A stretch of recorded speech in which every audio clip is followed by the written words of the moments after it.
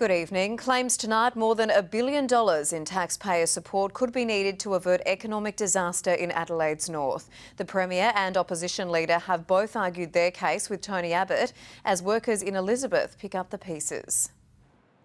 Lowering its colours as Holden ends a long reign flying the flag for a flagging auto sector.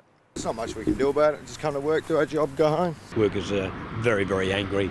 The union seeking government assistance for a plan B. Can we have other manufacturers come to Elizabeth site here?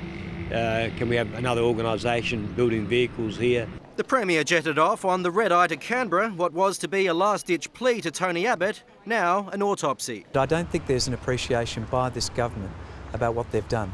I don't think it's an appreciation of the significance of the changes that are going to occur. Analysts say upwards of $1 billion is needed to cushion the impact. The costs of assistance are going to be more than the cost of investing in Holden. Victoria's Liberal Premier in Jay Weatherall's corner, fighting for federal funds. I'll certainly be looking eye to eye, face to face, and I know he's got a boxing blue, but I'm prepared to take him on. Opposition leader Stephen Marshall hastily adjusted his schedule to jump on the Premier's flight. I've spoken with Mr Abbott. We agree that we've got to come up with a plan, and I've put a range of projects on the table for Mr Abbott to consider. But Mr Abbott's immediate focus is on salvaging what's left. Toyota have a different business model to Holden. There is going to be certainly some blame held at the local level for the federal government. The dynamics of the March state election dramatically changed. It may well be that voters are looking to kick the first head that they see. The blame game continued in federal parliament's last sitting for the year. The government bullied, hectored and backgrounded Holden out of this country. If members opposite are such geniuses when it comes to saving car companies, what happened to Ford and what happened to Mitsubishi?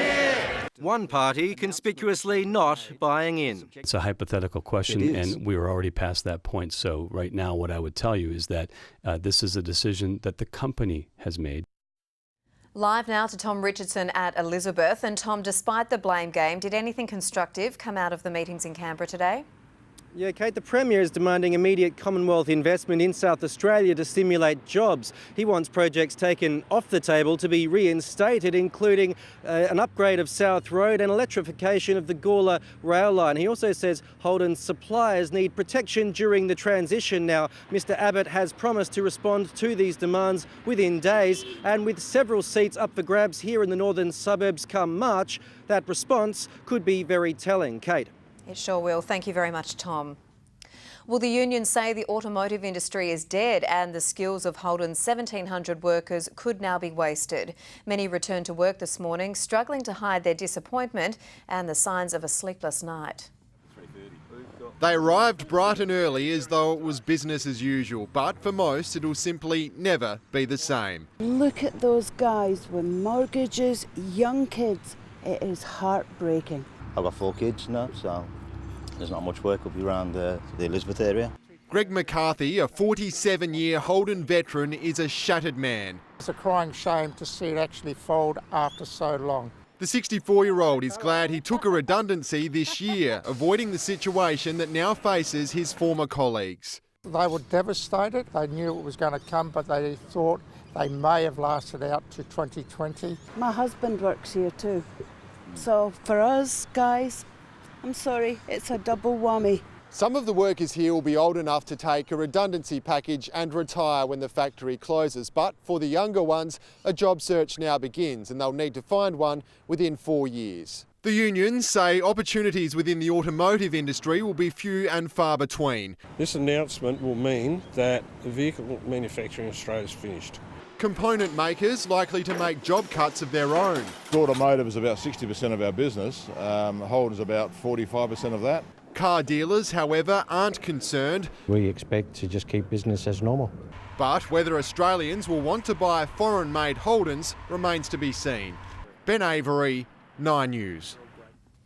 Despite today's unemployment figures jumping to 6.8%, economists say there's hope for concerned auto workers, with other local industries needing staff. But some northern suburbs businesses fear the damage will be more widespread. For 2 years, Biri Fatah's Elizabeth salon has been a success, but she's worried Holden's demise will impact her business. I have a lot of clients from Holden, of course I'll lose a lot of clients when it's closed down. And she's not alone. Quinn Nguyen's family owns 2 grocery stores near the Elizabeth plant. It's been hard for us as well, and now the biggest operator in the area is closing down. It's much worse. Both fear becoming collateral damage when Holden closes in 2017, leaving thousands in the auto sector out of a job. There are no silver bullets. There's no simple one-off answers. There's no one thing which is going to fix it. But experts stress there is hope for Holden workers. Other local industries they could move into include horticulture, timber manufacturing and even aged care services. Retraining people to move in that area is not going to take the majority of workers who are displaced, but it's one of those opportunities which are available. Another possibility could be with retail giant Aldi, which plans to open up to 50 stores across Adelaide, creating around 900 jobs. Eddie Godfrey, 9 News.